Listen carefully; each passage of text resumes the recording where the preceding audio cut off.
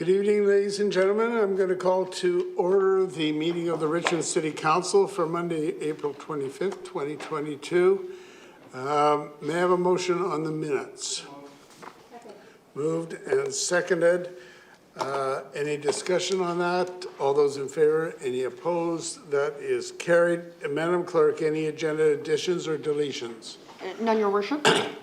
All right. May I have a motion to resolve in the Committee of the Whole to hear delegations on items on the agenda? Okay. All those in favor, opposed, carried. All right. So we have, we've got at least one delegation. We're going to call forward Steve Badesha, who wants to delegate on item 14. So please come forward, sir. Have a seat, if you could have it over here. And I think you know that the rules for delegations are you've got 5 minutes. So okay. You've identified it's item 14, the Barnes and Fleury Drive. That's item. correct. Okay, go ahead. It's okay to remove the mask for? Yes, okay. Yes, because it's hard to hear you sometimes with the mask. Okay. So, go ahead, sir. Okay. I would like to wish a good evening to our mayor, our council, and members of our city staff. Thank you for the time and effort in this proposal. Please keep your voice up. Based on the information I've submitted, I'd like to make 3 points. And I would like to focus on basically the second page of the aerial photograph of our neighborhood, as well as the last 3 pages of the that were provided also from Google Maps. It just shows the use by our neighbors that was recorded, and images, facial images were blurred by Google Maps. The first point I'd like to make is that the neighborhood is extensively used due to the design of the neighborhood. It's an oval design, and what it encourages is the walkability in our neighborhood. And this walkability is used by neighbors that include 12 seniors in our neighborhood from the ages of 65 to 82, 1 expecting mother, 8 children under the age of 5, 14 children under the age of 10, that also use the roadway not only to walk, but also for cycling. We have 11 teenagers under the age of 15, includes activities such as rollerblading, as you can see in the illustration, as well as cycling. Residents also from the Delta Green Housing Co-op from Bath Road, as well as residents of the Greystone townhouses, also from Bath Road, come in our neighborhood and use our neighborhood as a walkability. So we have members from our community as well as our neighborhood. We have children also using it to attend Mitchell Elementary School. They use it to walk to school because of the distance, which is very close to Mitchell Elementary, and also the traffic congestion at Mitchell Elementary School at pickups and drop-offs. The second point I'd like to make is that the short distance, looking at the map, it is a relatively short distance. It's 140 meters from corner to corner, and they're 90-degree turns. So you'd be leaving a 90-degree corner, accelerating up to 50 kilometers an hour, and decelerating in 140 meters to the second corner, which is also 90 degrees. As you can see, it's there's a lot of residents there, and with these children, anyone coming into our neighborhood, nobody knows where those children live, and where at any point given time, a child could come out of their driveway. No one would know except for our neighbors that live there. And generally from the previous studies recorded by the Transportation Department, majority of our individuals that were commuting on the road were average speeds of 33 kilometers, which is perfectly a comfortable speed for our neighborhood. It's the concerns that we had for speeds up to 50 and including at 56 kilometers. Unfortunately, our street is not just designed for that type of a speed. The next point I'd like to make is due to the lack of pedestrian infrastructure, the road is shared, meaning that looking at the aerial photo and as well as the last 3 pages, there's no sidewalks, there's no marked lanes. There's a walkway, which is shared basically with the roadway. It doesn't separate pedestrians with the use of a sidewalk. So it's really the responsibility is placed a little heavier on the driver, the motorist. And the concern that I had was that the 4 reported cases to ICBC, this is a one one-way street. You come in, you go out the same way. It's a residential area. There's no commercial, no industrial. So the only individuals coming into that neighborhood are residents, family friends, deliveries, contractors if they're doing renovations, but it's really limited for the traffic, and it's not, it becomes concerning if there's a motorist not see another vehicle, or if there's even an incident reported to our ICBC. When you have a parent, you have children, and I've got 2 children myself, and I'm familiar with a lot of the neighbors and their children. So it becomes quite concerning for myself that if a motorist cannot see another vehicle and has a claim reported to ICBC, how do you see a child? How does that motorist take that responsibility? It's a privilege to drive, but it also comes with a great deal of responsibility. And I'd like to finally wrap it up that the walkability, children unpredictable. Children use a pedestrian infrastructure consisting walkway, not a sidewalk. So for, especially going for schools to the Mitchell Elementary, right? So it's basically just 30 kilometers enforcement is intended to decrease the risk and danger and increase the safety and wellness. In closing, I only request that our council take great consideration for traffic calming on Barnes and Ferry Drive. Thank you for my time. I yield my 1 second. Thank you. Councillor Day has a question for you. Yeah, Yes. I thank you very much for being the driver on this issue, because I know that, you know, this is the second time we did a survey. And did you find you had a higher intake the second time around than you did the first time? Because it seemed like the numbers, it just seemed people were more interested this time. I think that this time around, there was a little more of a concern. I think that they felt that this would have been carried. I think they didn't feel that they needed to get involved, that the city would have made the necessary changes, that their input, it's like voting. We don't have a lot of people that come for voting, so, and I'm afraid a lot of our neighbors don't go voting either. So to represent themselves the first time around, they just felt that this would be something that would be just dealt with. But seeing that it came around a second time, they felt that perhaps it was best to have an opinion forwarded to the city that impacted their household, especially with their children and elderly people walking on the street. Well, you know, starting off as a community activist, I really appreciate the work that goes into this. So thank you for your community involvement. Thank you for your All right. acknowledgement. Thank you very much, sir. Thank you. Is there anyone else? Were you wanting to speak to an item on the agenda? No? Okay, may I have a motion to rise and report? All those in favor, opposed, carried. Brings us to the consent agenda. First of all, we have the receipt of the committee minutes. Then we have the 2022 and 3 Richmond Rcmp Detachment Annual Performance Plan and the Community Priorities, City Center District Energy Utility Bylaw and Amendment, the annual property tax rates for 2022, recycling and solid waste management, the report for 2021, Rethink Waste to Support a Circular Economy, the solid waste and recycling regulations and amendment, the November 2021 atmosphere river events summary and outcomes, the traffic safety improvements around schools, the update. There's the one that the delegation was speaking to, the Barnes Drive and Fleury Drive traffic calming, the report back on the referral. The Cultural Harmony Plan Progress Report for 2019 to 2021. May I have a motion to adopt those matters by general consent? Moved and seconded. Okay, so we've got some speakers. Councillor McNulty. Yeah, thank you, Worship. I'll be supporting everything on the agenda tonight, and it looks like a safety agenda, very good one, as a matter of fact, and some extremely good reports. I just, first of all, as a member of the Safety Committee, I'd like the Rcmp Detachment report that's come out, and thank the Rcmp for the emphasis that they're putting out this year with property crime, organized crime, road safety, and vulnerable persons. I think it's extremely important, even though Richmond is a relatively safe community. I think it's important that the Rcmp tackle these. And in terms of property crime and what have you.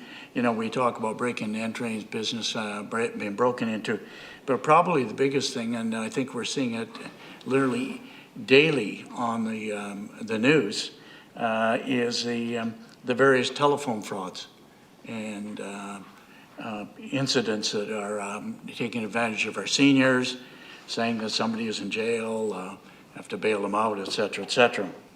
And our Rcmp have done a good job and continued working that. And if anybody gets that, they should be reporting it to the Rcmp. And it's the same, obviously, they're looking at organized crime. And just with our delegation tonight, the emphasis on road safety. And that can never be underestimated in Richmond and in any other community, whether it be around a school, in a neighborhood, on Steveston Highway. Very, very important on it. And the other thing, we're going to see more of your worship, and I hope, you know, we took a real leap when we established Fox 80 with a mental health nurse and a police officer in it, and visiting and mental health being extremely important. I've suggested a number of times, and I'm not sure to staff on that a social worker go as part of that team, because it's okay to alleviate the incident at the time, but what is the follow-up? And I'm just wondering, maybe I can, to staff, has there been any discussion, or so our OSC, Julie Dorker is here, any thought of that? Has Vancouver Mental Health or anybody else thought of that in terms of follow-up? We should go to our GM. Okay, I'll go to Cecilia. Through your worship. Yeah, you're on. Through your worship, we have ongoing discussion with Vancouver Coastal Health. And there is, in addition to the Fox 80, we have been giving the clients a wraparound care as much as we could. We haven't gone as far as having a social worker to accompany the vehicle at this point in time. Okay. Well, maybe that's coming down the road, because obviously mental health issues are on the increase. And I thank the RCMP. It's interesting, Your Worship, since 2015, we've added 74 officers to our contingent to make our full complement of 276. And it's a credit to the councils from 2015 on to continue increasing our complement. And hopefully, as we grow, we will increase our complement of officers in the same proportion. And as I say, for Richmond, I'm a bit of a homer, but I think I can say that we're extremely pleased with the efforts of the RCMP, contrary to maybe some of the other communities that you're aware of, Your Worship. We're very pleased of what we have, and we just say to the men and women, thank you very much for keeping our community safe. The other thing, Your Worship, that I'd like to mention is our cultural harmony plan. A number of us were at a session the other day, and we talked about cultural harmony and over at Kwantlen College, etc.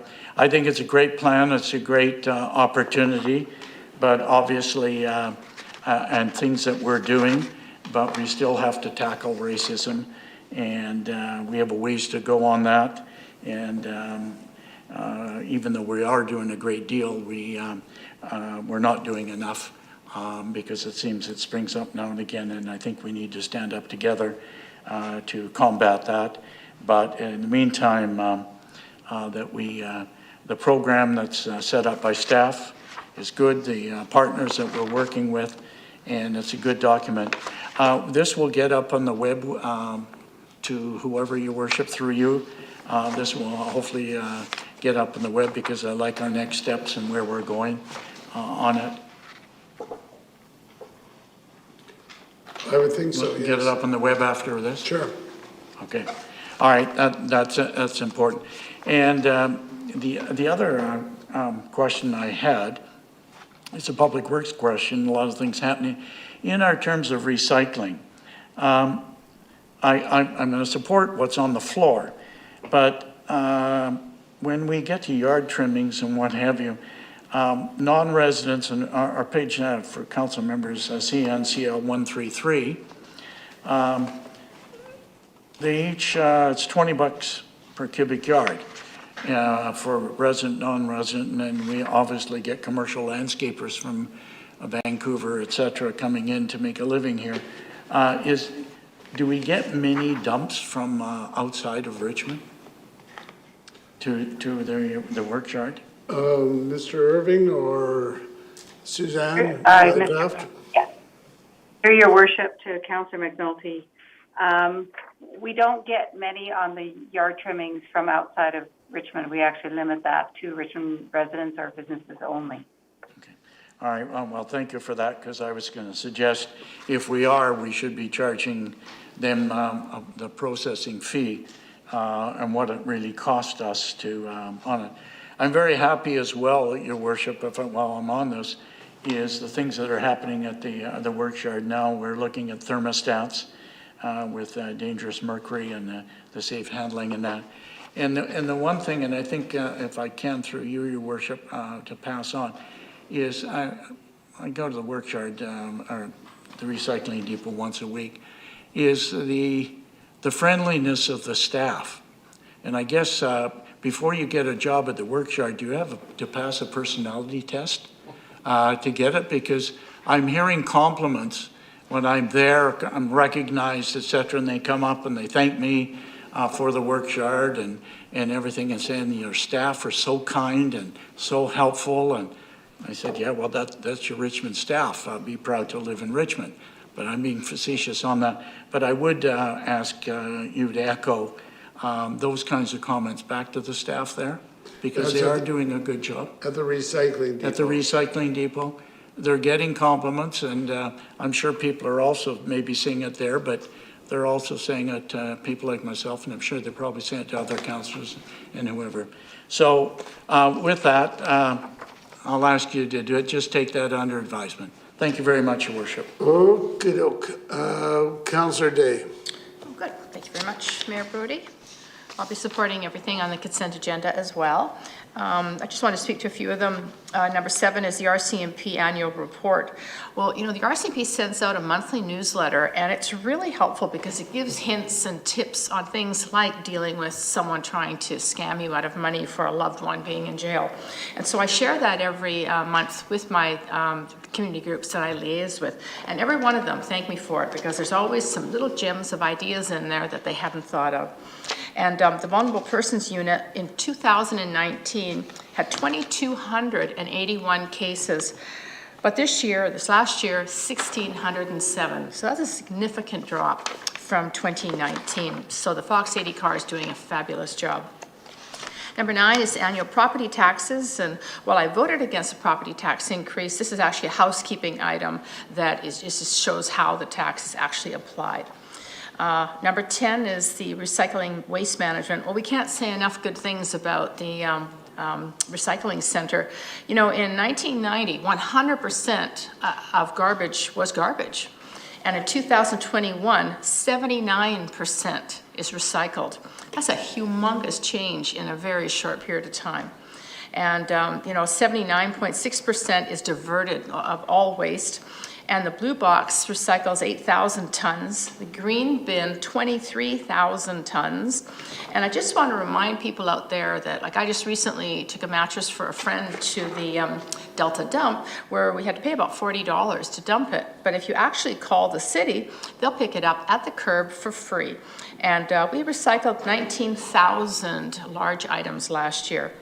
And the other thing is, if you go to the recycling depot, things like batteries, paint, and tires are totally recycled. So you don't have to pay to dump them, and that's the right way to recycle. I did have a question on number 12, the 2021 Atmospheric River Events Summary and Outcomes. I was on the phone today with 2 people that their houses were flooding in the front. And I'm wondering what proactive steps we can take to help people who are, you know, in older neighborhoods. They're a lot lower elevation than the new homes. And is there a way we can put together a program or advice or help, like providing sandbags or sand to those people that are most vulnerable for flooding? All right, who can take that? Because I know we do a lot of those things that you just mentioned. Mr. Irving, would that be you? I'm sorry. Yes? Go ahead. Yes, thank you. Through you, Your Worship, to Councillor Day, certainly as a result of these learnings and previously too, we are looking at a variety of additional measures we can take to assist those properties. And that would include perhaps having a sandbag solution or other similar measures. But we're working that out actively now, and we're hoping to have those measures in place before the next meeting. Well, that's wonderful, Mr. Irving, because we know this is, just do the technical thing. We know that they're going to happen again. They're atmospheric river events. They're going to happen more often. So rather than being reactive, I think it's smart to be proactive and let people know you're in a low-lying area. If you want to be prepared, we can help you learn how to do that. And then the traffic safety measures is item number 13 around schools. And again, a proactive approach as opposed to a reactive approach. And I love the little walkway signs that are going to be wherever those little lanes pop out onto the road. I mean, if you're not familiar with an area, someone could come flying out on one of those walkways and it would be a terribly dangerous situation. And I'm surprised to see how many speed reader boards we have. And they do slow people down. They've slowed me down when I wasn't paying attention. And so I'm glad that we're going ahead with those as well. And that's it for me. Thank you very much, Mayor Brody. All right, thank you. Councillor Au. Yes, Your Worship, thank you very much. We have a very rich agenda tonight, and there's so many things I want to talk about. However, I only want to focus on 3 things. The first one is number 7, the Rcmp Detachment Annual Performance Plan. I noticed that they have figured out 4 areas as a focus for the next year, and I support that. However, I also noticed that this is 2 years in a row that we do not include fighting against racism as a priority. So I have a few questions for the Rcmp. The first one, what is the number of hate crime or hate incidents in Richmond? We don't have the figure before, but since last June, we have the figure. So, I mean, what is the number right now? Thank you, Councillor Holt. Through the chair. In March, I believe we forwarded a memo to date. In 2021, we have 21 hate crimes filed, and we have 25 incidents of hate crime filed. Okay, but what is the trend? So in comparison to 2019, 2020, what is the trend? Okay, so in comparison to 2019, the hate crime files, we had 11. In 2020, we had 21. 2021, 21. And the hate incident files, in 2019, we had 9. 2020, we had 13. And 2021, we had 25. If you remember as well, in 2020, we did a huge media blitz where we actually invited all members of the community to actually bring all their incidents forward. Okay, I also remember that you provided us information about the difference between 2021 and 2020 in terms of the scale or the type of hate crime or hate incidents that we have in Richmond. And again, can you explain or elaborate on that? Yes, I guess if I'm getting clear, you want me to explain the differences between hate crime and hate incidents, or go in detail into the different types of hate incidents? Okay, well, basically I asked 2 questions. One is, yes, I think how to define hate crime and hate incidents. But on top of that, in terms of the kind of incidents that we have in 2020 and 2021, is there a new trend developing? So 2 questions. Okay, so through the chair, the first question, Council Ho. So a hate crime refers to any criminal offense targeting any individual group. The criteria for any of these offenses, considering hate crime, is stated in the criminal code. So it carries a higher threshold and usually involve one or more criminal offenses. The hate incident is also motivated by the same factors of hate crime, but it does not reach the threshold of being a criminal offense as defined in the criminal code.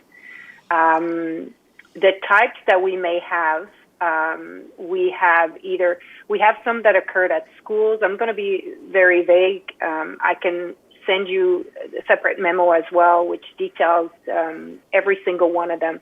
But we have them that are actually either religious, we have sexual orientation, we have some that are racial. These are the three different groups that we actually gather the data in regards to them, and and some that are unknown. Let me see. I just want to see exactly.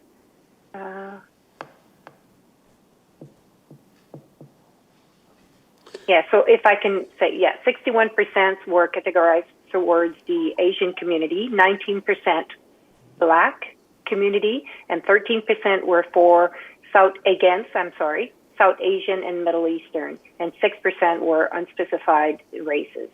All 5 incidents of religious discrimination were targeted against all members of the Jewish faith. Good, thank you. Now, thank you for the information and the numbers. And I noticed that in the last 2 years, when we do the comparison, there was an increase of 240% between 2019 and 2021. So this is a huge increase.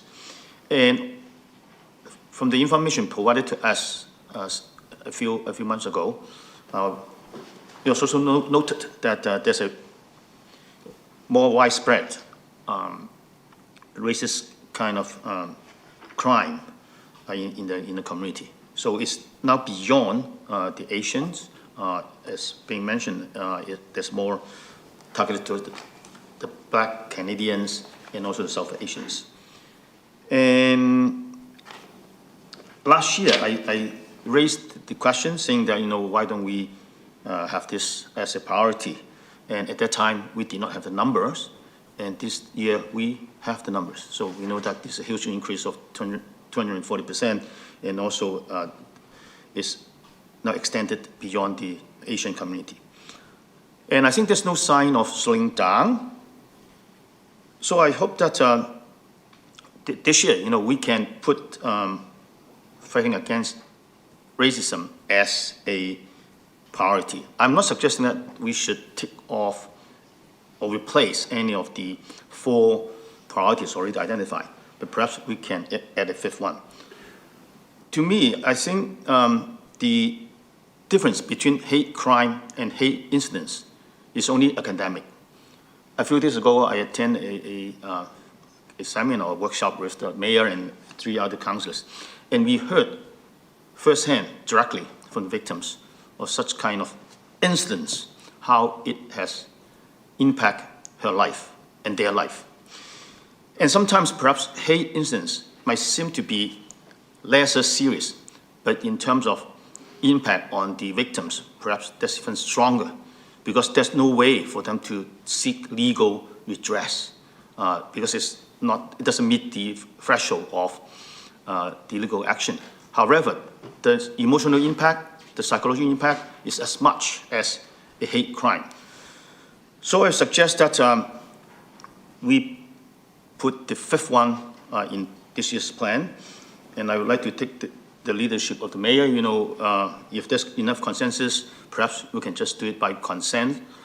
If not, perhaps we need to take it off the consent agenda and move it to debate. So let's deal with that. I take it what we would do, what your suggestion is procedurally, is to endorse the 4, but also add racism and hate. Yes. I think that should be by consent. Is there anybody who's got a problem with that? We'll take it off the consent agenda and have a formal motion on it. Is there anybody not in agreement with that? Okay, then I'll take it that is added in. Okay, good, thank you. So the second item I want to talk about is item 10, Recycling and Solid Waste Management Report. Again, it's good, a great report, and also we can see the progress with me. However, I noticed one thing. On CNCL 63, it's mentioned that we have reached this 9.3% diversion rate. But I think we've already at this level for 5 years or more. So I want to ask staff, what can we do better or more so that we can have a breakthrough at this level? I understand that we are doing more with multi-family buildings and also commercial buildings. However, for this single house residential figure, what can we do better in order to go beyond this present level? Through your worship to Councillor Au, that is something that we're exploring on a regular basis. A lot of what we need to do now is really step up our education and communications with residents to actually participate and take full advantage of the programs that we offer at the city. So that is something that we're doing through our sharing of ideas that we talk about in the report. So just doing that outreach, because we do offer quite a number of programs. We continue to look for opportunities to add additional ones. The banning of single-use plastic is another good initiative of council to help reduce that waste. So those are the types of things that we'll be focused on over the next few years. That's very good. So I hope that next year or thereafter, we can rise beyond this 80%. And I completely agree that we have to do better or more in education and communication. We have read stories from the newspaper saying that some young people, they have educated their parents to get on board with recycling. So I think communication and education is very important. The last item I want to touch on is item 12, the Atmosphere River Events Summary and Outcomes. And I think from this report, we've learned a lot of things. First, I think we passed the test. We have spent lots of resources in strengthening our system to mitigate any impact on rainfall and floods. So I think we have passed the test. The system is working. And the report also reinforces how important it is for us to stay ahead of the problem and be proactive. And we have seen examples from other cities that they have spent many more money on relief and remedial work. And luckily in Richmond, we are ahead of many other cities. And thirdly, I think the important lesson learned is that communication. And I think there are two aspects of it. One is the communication with the public, the pre-warning of the possible disaster. And we learned from last year that during the heat dome and also the floods, the rainfall, I think there was not enough communication with the public for them to become aware of the threat and also get better prepared. So I think from now onwards, we have to pay more attention to educate the public about what's coming. And the other aspect of communication is communication, coordination with partners, departments, and even regional bodies. And the example that we had on Gilbert Road is a good example that is important for us to work with other systems, other organizations, that when something happens or something is about to happen, we can have a fast response to mitigate the impact on the public. So with that, Your Worship, I'm going to support everything on the consent agenda. All right, Councillor Wolf. Thank you, Your Worship. I'll just be speaking on 4 of the items. I will be in support of everything on the consent agenda as it's read. And I'll start with item number 10. That's the one that was just being discussed around solid waste management. I spoke at length at the Public Works and Transportation meeting on every item, but I'll just highlight a couple key things. Also, just to address Councillor Al's, what do we need to do a little bit more?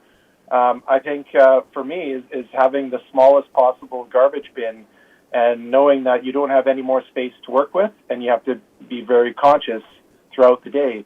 And when you got a child with diapers and cats that produce cat litter, that takes up about 90% of my garbage. And then to also think that for every bin that we drag out in front of our house for pickup, we've already produced about 70 garbage bins upstream for the production of all of our consumer goods. So we really just need to raise the consciousness, and also I think size does matter. The smaller you work with, the more conscious you are. Also related to that item, I just also want to highlight or thank staff in the report for highlighting the successes of 2021, which I think there are many, and one or a couple of the key ones for me is the city's own single-use ban implementation and that whole educational component that was done with businesses, very, very well thought out and executed well. More of these highlights on page 63, 64. Another one on there is the initiation of the commercial sector recycling engagement, which I think has been necessary for some time. I noticed many commercial sites that have overflowing bins and they spill out into the parks and natural areas, and they need better attention for sure. So I think that's going to be a highlight going forward into the future years. And then I'll just echo the Recycling Depot and the successes of all the new items. And yeah. In relation to this, I also just wanted to highlight over Earth Day weekend, there was many places in the city where there were Earth Day events, and one of them in my neighborhood in Hamilton, there were bins to kind of show, well, more than the usual bins there to collect people's recycling and stuff. But there was also one really large bin, and it was a GFL garbage company in Richmond that had a large bin there, and I brought a bunch of flexible plastic organized. I thought there'd be a place to take that to the works yard and things would get sorted elsewhere. But the way I learned is actually those large bins were just to take a various number of items that would go straight to the dump. And then there was a lot of furniture, upholstered furniture. Anyhow, I'll now take it to the next item, number 11, and some of the recycling regulation changes. In there, I really support the non-residential upholstered furniture fee structure. One of my first jobs was working for an upholstery company and ripping the old stuff off and putting the new stuff on. It's a very complex piece of equipment there, so many different materials, and I definitely, these prices might look shocking instead of being free, but the amount of money that could be either used to refurbish these and put them back into use, to donate them to a worthy place that could use them, but to just toss out fairly good furniture, I think needs a fee structure to prohibit that kind of behavior, as we've seen. So thank you for that. That table is on page 135. Also, the landscaping question earlier. Yeah, I worked for a landscaping company for a while too in Richmond, and yeah, there was always the eco-waste facility where you would take non-residential landscaping debris. But also the process at the Richmond Works Yard was very efficient when you had Richmond landscaping waste. Moving on to item number 12. That one there's about the atmospheric river events, and I was able to bear witness to a lot of that heavy rain and impacts on the direct neighbor beside me and some of the minor flooding that they experienced. But I also commute daily to the Horseshoe neighborhood from Hamilton, and that was identified in the report as one of the low-lying neighborhoods that had more issues than not. And as a result of me being there so frequently, I did see a lot of movement of sandbags around and appreciated hearing from people who were thankful that staff had made that available. Also, seeing some of the work on River Road where dikes needed repairs as a result of some heavy events there, and seeing how fast crews could level out and restructure and refortify the dikes, and how well that went in such a fast-paced work. Finally, well, maybe I'll touch on one more, or two more. Item number 13, the traffic safety improvements around schools. That aerial map, if you haven't seen it, it's the example one on page 153, and that's just one of the 48 sites in the district. And to hear that there were 83% of all the Richmond district schools had an identified deficiency, be that signage, curb ramps, or crosswalks. I definitely would agree with that. I probably take my classes out walking more than most. And every time we go out a different way and use a different path and come back a different way. And we're a large group. There's 30 of us walking. Usually we can be seen by vehicles. But you're right, darker times of the year, what people are wearing, what the weather is doing, all factor in. And you come out of one of these walkways from a school field right onto a road because there's no sidewalk on that side.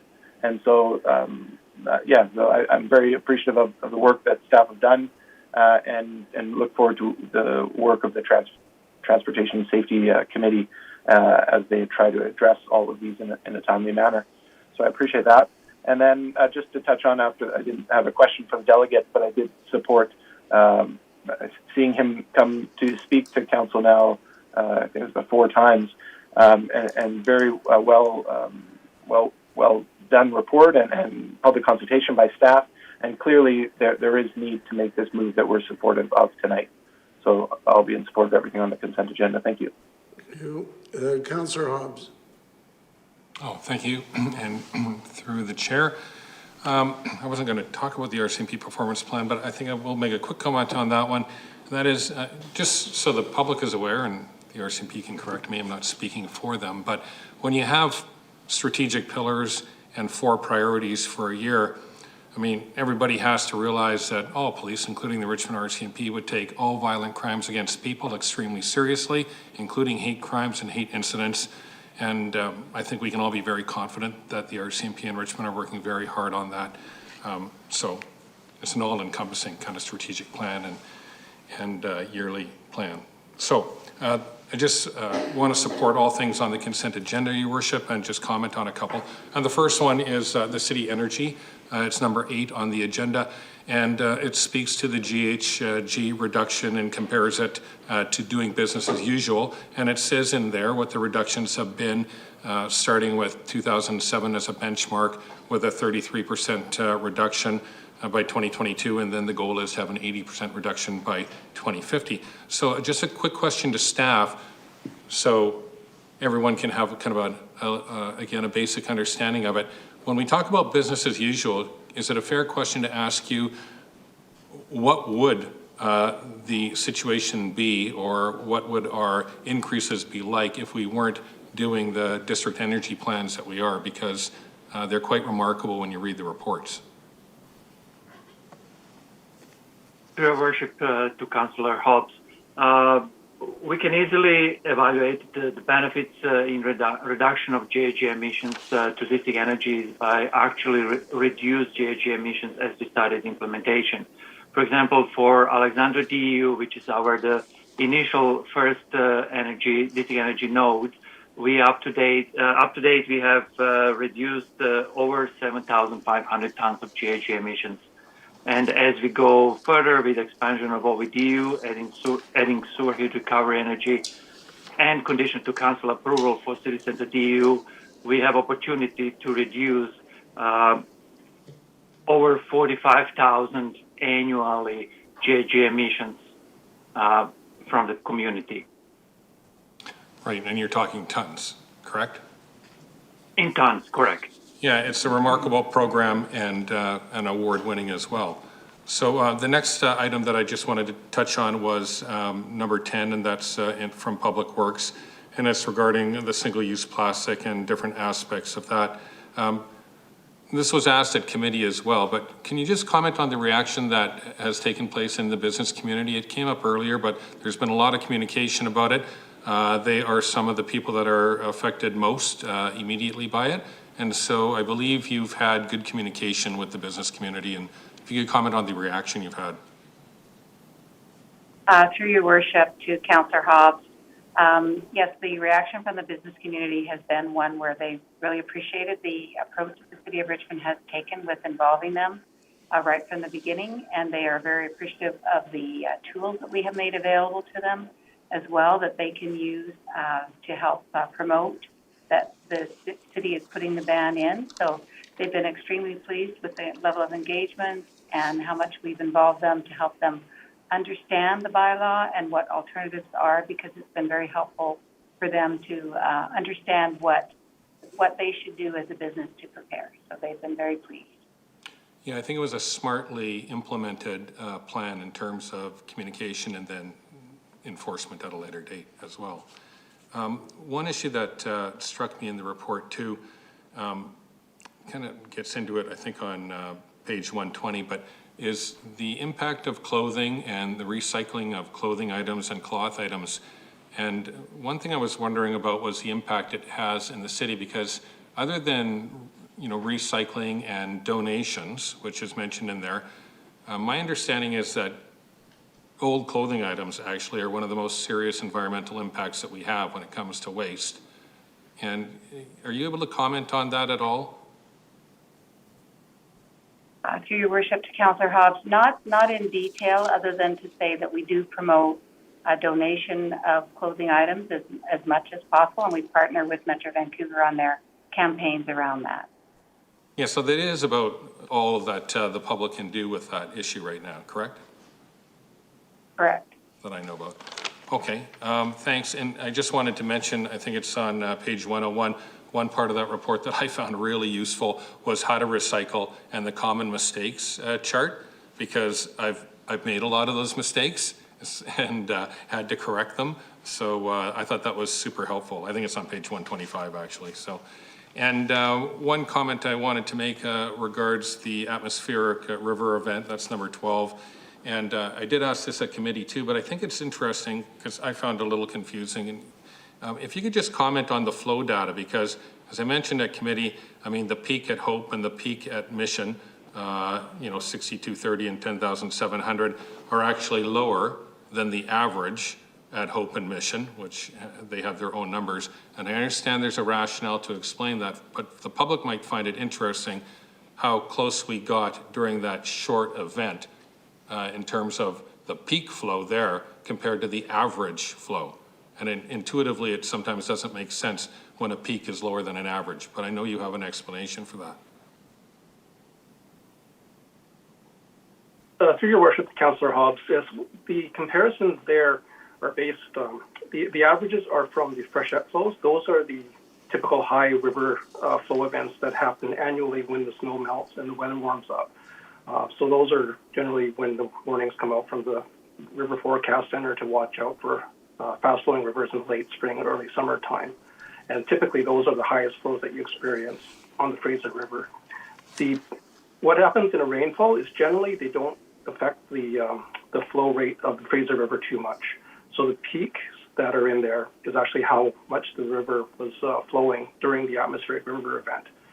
So those peaks are lower than the average freshet because the freshet is usually the highest river flow. So that's where the bit of confusion comes in versus peak versus average, because it's an average for a very high volume event versus a peak for something that typically doesn't happen very often. Thanks, and that makes sense when you explain it. I think it's important to see how close we got to that average in that very short event. And my last question is just on call management in terms of the atmospheric river. Can you just comment on the priority of calls, the prioritization of calls, and our ability to respond effectively to those calls in a reasonable time frame? My understanding is that that went quite well, although there still were isolated events of flooding for sure. But I'm talking about our capacity to respond to calls in a prioritized way. Through your worship to Councillor Hobbs, we did experience some very high peak volumes during that event, but we do have our 24-hour dispatch office. And what we're able to do is tap into other members to help enter the information in our asset management system for our staff to be able to respond to. And coming out of this event, we will also have it so we can add other administrative support staff to help handle those peak volumes of calls. We did have some backups, but generally we knew where the areas of focus were, and we handled those quite well. Yeah, that's good to hear and good for people to know. Thank you very much. All right, Councillor McPhail. Thank you, Your Worship. I will be supporting all the items on the consent agenda and just wanted to speak to a couple. Item number 6, the committee minutes, specifically the minutes of the April 20th Public Works and Transportation Committee. The agenda item is the 2022 National Public Works Week, May 15th to 21st, 2022, and the report was received for information at committee. And I just thought it was worth mention tonight. You know, in past years, the city has celebrated National Public Works Week in person with events including an open house, school and educational events, engineering exhibitions, and displays of public works and parks equipment.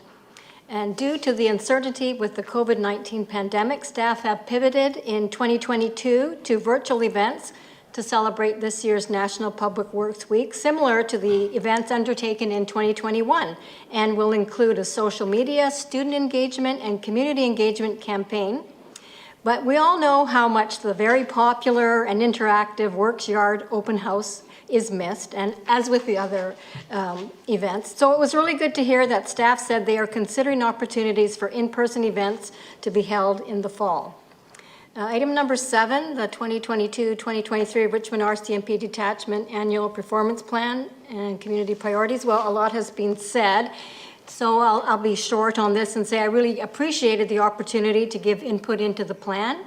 And I think that the priorities listed tonight echo comments from members of the public that I have spoken to and issues that have come up to council. And number 13, traffic safety improvements around schools update. Last year, there was a referral to staff to implement traffic calming measures on Fundy Drive, and that has since been addressed. But the discussion at committee led to general comments regarding increased traffic around schools in general and the potential for other areas bordering schools to experience similar issues, which led to this report. So this is a really great example of how neighborhood issues percolate up to council and start these larger community-wide discussions. And this report highlights how staff have initiated work to progress from a reactive to proactive approach for the implementation of traffic safety measures around school zones. They took an inventory of existing measures, and this has been documented, and observed minor deficiencies, such as missing pathway signage and curb ramps, and they expect to address the issues by the end of 2022.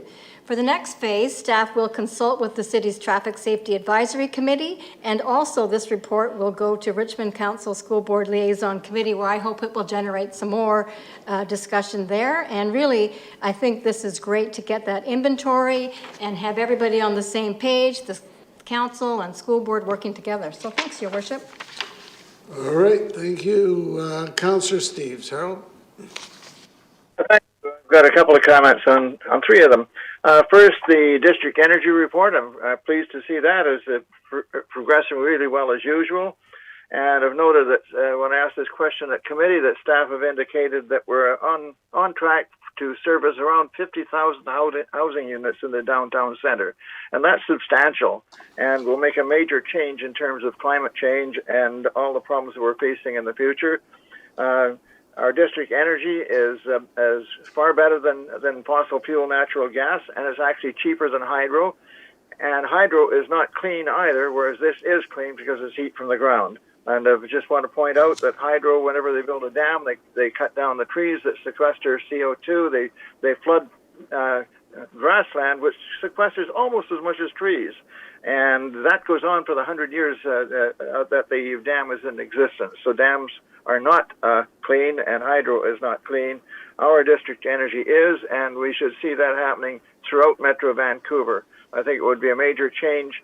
I know that Metro Vancouver Board has approved some of the heat energy to heat units in Burnaby, and I think that this is something that we should be looking at throughout the region.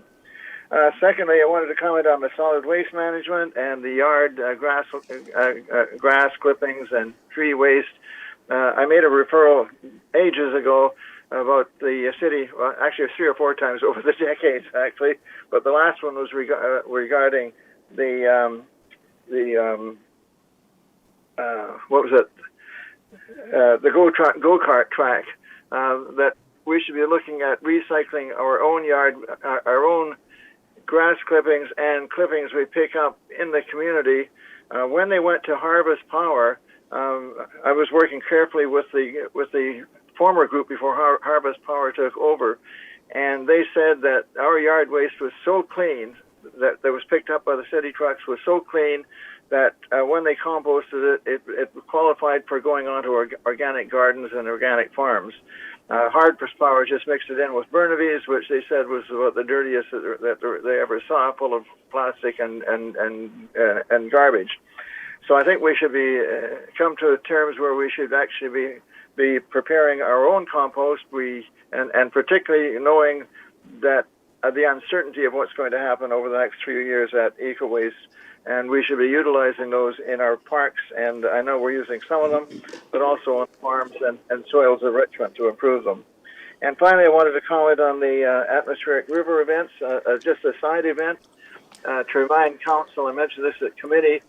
But the recent storm surge that took out the Stanley Park seawall is the strongest storm surge we have seen, and have figured it out since 1960 to 65, when a storm surge broke up a log boom going down the Gulf of the Sailor Sea, and logs that were 6 feet in diameter were washed into the West Dike. There's a sea berm out there that's almost like a natural dike, but the logs don't come over. And they left one by our place, and you'll find one, I guess, as a heritage log now at the Britannia shipyard sitting in the marsh there. It's been there since about 1965. And this is the first time major logs have come over since that time. There were white caps on the water. The water was a little over a foot from the top of the West Dike, so it wasn't threatening the dike. But we can expect that coming more frequently, I believe.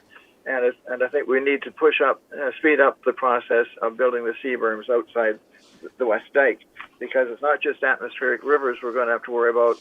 We're going to have to worry about real rivers and sea level rise and storm surges as well. So that's my comments. Thank you. All right. Thank you. I just want to make a couple of very brief comments. First of all, on the district energy, comments have been made as to the utility of that and how successful it has been. As I think it was Councillor Steves who talked about the connected floor area at this point is 5.8 million square feet. And it's going to be about 10 times that by the time everything is built out.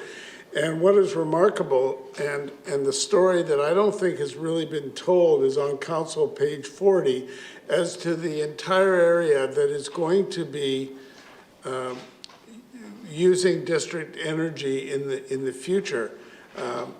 We just don't hear a lot about it, but the fact is that, instead of fossil fuels for a very large area as the area redevelops, it's going to be using the natural sources, and I think that that's really a big story. I think over the years, staff have won something like 20 awards or something for the efforts that they've made on district energy, and I think that that's just the start. The other thing I wanted to mention, and this is, I think it was Councillor Hobbs who mentioned the clothing. For about 7 or 8 years, I was the chair of the National Zero Waste Council through Metro Vancouver, and also the chair of the Zero Waste Committee. And in both those functions, we talked about the next focus that we needed to make would be on the textiles. There is a huge amount out there. And of course, there's the Value Village, the thrift stores, all those outlets where you can take some of those clothes. But I think that really just scratches the surface. So I think in the years to come, that's going to be a far bigger emphasis than it has been to date. So with that and the change that was proposed by Councillor Al, one other thing, and I think this is by consent. On number 13, the traffic and safety improvements around the schools, we received the report for information forwarded to the Council School Board Liaison. I think we should add a number 3 there to say forward it to the school board itself. Because it might be a little odd to have it going to their committee, but they haven't seen it. So has anybody got an aversion to that? We'll just add number 3 to the Richmond School District. for number 13. Okay, I'll take it that that's a friendly amendment and that's done. So with that, let's call the question. All those in favor? Any opposed? That is carried. Brings me to public announcements. Sorry, was there another question? Oh, yes. Just to clarify, we had already added racism and hate as a priority for the RCMP. So that was friendly and that was done. No, I agree. So I've got a number of announcements. First of all, I want to announce something that's been in the works for a while is the road renaming from Trutch Avenue is now going to be changed to Point Avenue. This is to honor, first of all, the Lieutenant Governor Stephen Point, who lived in the Steveston area and has a real tie to the city of Richmond and to Steveston in particular. And secondly, there are various Musqueam people named Point. Again, they are tied to the Steveston area, and so it's in recognition of that. Then there's three appointments from various agencies to the Richmond Intercultural Advisory Committee.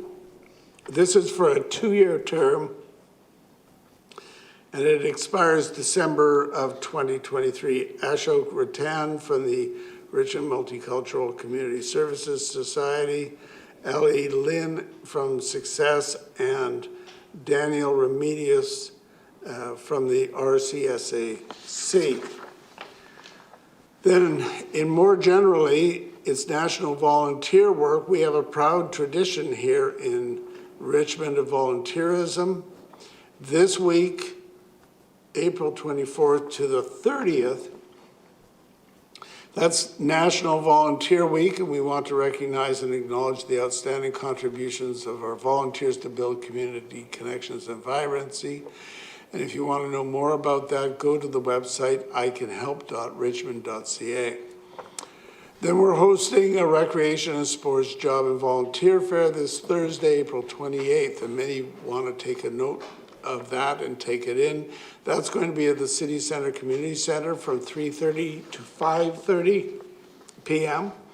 The fair is an opportunity for anyone interested in working or volunteering in fitness, childcare, youth, seniors, and seasonal programs throughout the city. So it's not just the city center area, but it's throughout the city. So attendees are encouraged to bring their resumes, and for details, go to richmond.ca/association careers. Association careers. Then we have the City Nature Challenge. Richmond, as you know, is committed to preserving and maintaining our diverse natural environment. In collaboration with the school district, the city is again participating in the City Nature Challenge from April 29th to May the 2nd.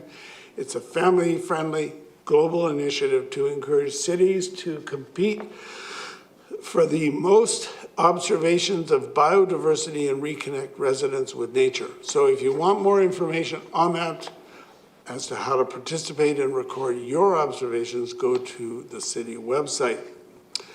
Then coming into May 1st to 7th is BC Youth Week, a provincial celebration to highlight the strong connection between youth and the communities.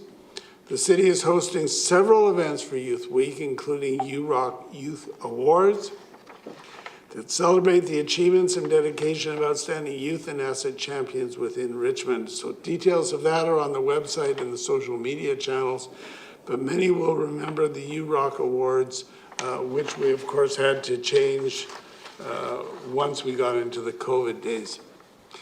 I was very pleased that I was able to proclaim Monday, May 2nd as Polonia Day to recognize the achievement of the Polish community here and around the world.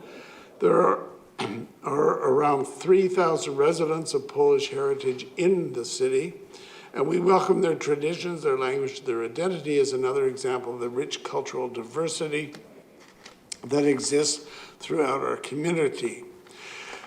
Then we're coming now to summer registration. Summer is fast approaching. It's a great time for kids to get active, to be creative, and to learn. So registration begins May 3rd for a variety of summer camps and programs that run from July through to early September. So if you're interested in that and you want to register, go to richmond.ca/register.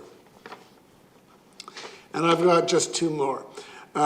The new watering restrictions, they go into effect across Metro Vancouver beginning Sunday, May the 1st. From that date through to October 15th, properties with even-numbered addresses can only water using sprinklers on Saturdays between 5 a.m. and 7 a.m. or by hand from 6 to 9 a.m.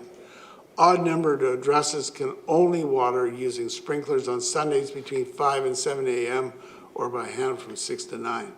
So for details of all the restrictions, go to metrovancouver.org or visit the city website. So I just want to emphasize that one because the water regulations are different than they were last year. Last year, the cities you could have lawn sprinkling on 2 days a week in the morning, and now it's only 1 day a week, Saturday or Sunday, and the hours that you can use the watering vary depending on whether you have automatic sprinklers or you're doing it by hand. And finally, we have the appointment of a new fire chief. We're pleased to announce the appointment of Jim Wishlove as the new chief of Richmond Fire Rescue. Jim, who's been an active firefighter for over 30 years, is currently Deputy Chief of Operations for the department and brings an important depth of experience, knowledge, and expertise to the role. We will oversee the business and operations of the city's 7 fire halls, their staff, and their equipment. He's taking on the role following the retirement of longtime chief Tim Wilkinson. So there's some big shoes to fill there, which I'm sure that Deputy Chief Wishlove will be able to do. Jim is a resident of Richmond. He has a dedicated commitment to our community and emergency service colleagues that will be invaluable as they continue to keep residents and businesses safe. He will begin his new role as fire chief on May the 1st. So with that, Madam Clerk, bylaws for adoption. Thank you, Your Worship. There is one bylaw for final adoption. No opposition. Moved and seconded. Any discussion? All those in favor, opposed, carried. And for the development permit panel. There are 2 recommendations. Recommendation 1, that the minutes of the development permit panel meeting held on April 13th, 2022, and the chair's report for the development permit panel meeting held on September 15th, 2021 be received for information. And recommendation 2, that the recommendations of the panel to authorize the issuance of a development permit for the property located at 8011 Leslie Road be endorsed and the permit so issued. Moved and seconded. Councillor Wolf, you had a comment. Yeah, thank you. Just one question to staff, if I may, through your worship. That when I was looking through the staff report, there's no page number on the bottom. So anyway, I think staff will be able to answer. In attachment A, which is the report to the development permit panel, on the page 3 of that report, staff provided comments on the zoning compliance and variance. And one thing that stood out to me looking through the variances for this was it was going to do a side yard setback from the 3 meters that's required to 0 meters. And then under the staff comment there, it mentions that this project involving adaptive reuse of the existing building. If you could just comment on what is that adaptive reuse, and is that something that we see a lot of? And because to me, rather than building a whole new wall, just so there's a small gap between the next big wall, kind of a waste of material. So could our staff be able to comment on the use of adaptive reuse of buildings? Yes, through your worship to Councillor Wolf. This proposed development is located in an auto-oriented commercial zone, and the adaptive reuse is basically the proposed use for hotel use. So it is permitted within the zone, but they're effectively using an existing building that was not used by a hotel and adapting it for hotel use. So just to clarify then, so does that, So that means that there's no change in the space that was between the two properties. It's the same. Your Worship, in this case, I think there's just a couple of subtle changes, and the existing building was built under different zoning. So sometimes when you bring a building into, introduce a different use, you need to update the zoning setbacks. But the overall siting of the building and shape of it is remaining the same. The changes include mainly swapping out of windows to reduce the size and those types of changes. Great. Thank you for that clarification. Councillor Day. Mayor Brody, I kind of want to ask the same question again. It's the third page in, which is their page number 2.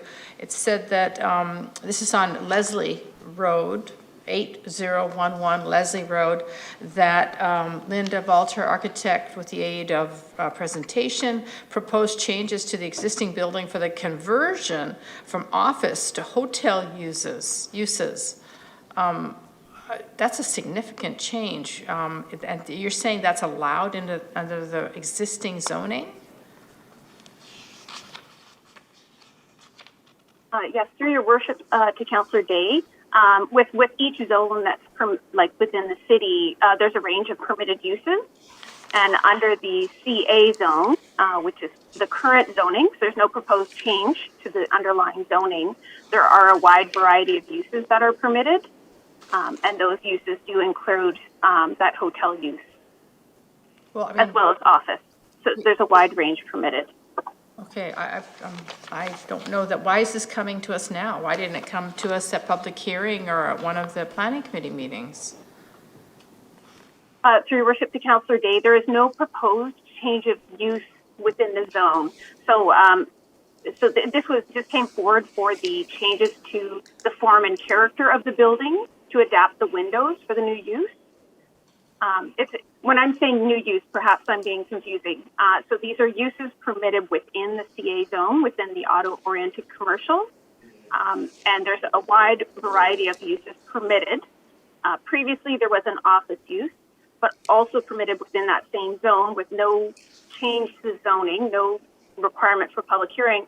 We also have the hotel use permitted. Okay, I thank you. I'm going to be honest, I don't completely understand it, but thank you very much for the explanation.